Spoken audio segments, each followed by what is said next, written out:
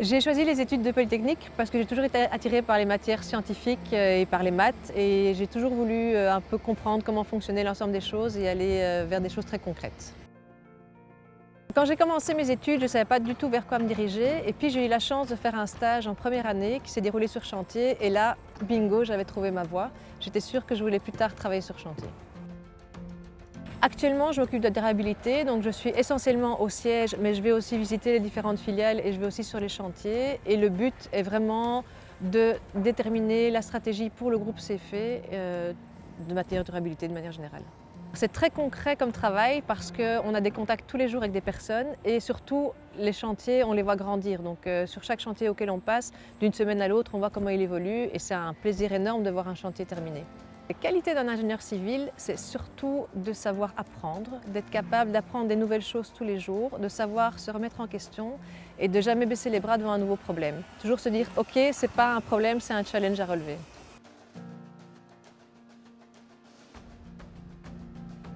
Les études d'ingénieur civil ont de spécifique par rapport à d'autres études d'ingénieur comme ingénieur industriel, d'être assez théorique sur le début. Et donc, il faut quand même s'accrocher sur les premières années, puisque les premières années consistent à développer une boîte à outils qu'on va ensuite appliquer à un secteur que l'on aura choisi. Pour mon boulot, il y a 3 types d'activités. Du conseil pour les autorités publiques ou privées, de la facilitation de marché, essayer de faire en sorte que les acteurs se comprennent et qu'on aille dans la bonne direction. Et parfois, lorsqu'il n'y a pas d'acteurs qui amènent pour le moment des solutions, d'essayer de structurer des nouveaux business models et trouver un cadre pour pouvoir les tester.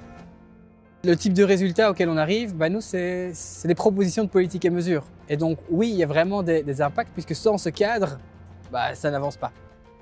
Pour moi, les atouts clés d'un ingénieur civil lorsqu'il arrive sur le marché de l'emploi, c'est sa capacité d'apprendre à apprendre. Donc, il s'est rodé à cela pendant ses études.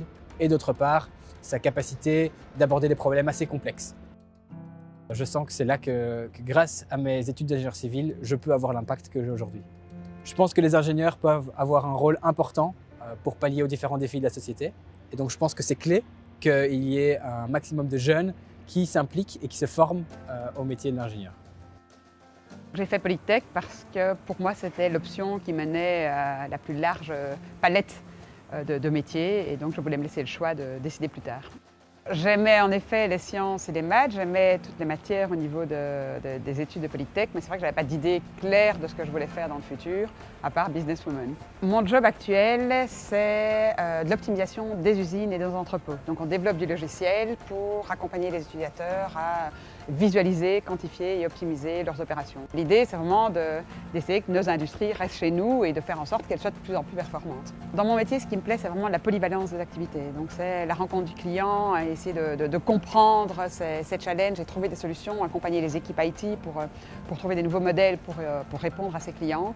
C'est toute la complémentarité des différents métiers, des différentes activités. 2 journées ne se ressemblent pas. Pour moi, en tout cas, être ingénieur civil, c'est pas juste faire du technique, c'est vraiment aussi aller dans le contact humain, c'est toutes les soft skills et manager des équipes. Et donc voilà.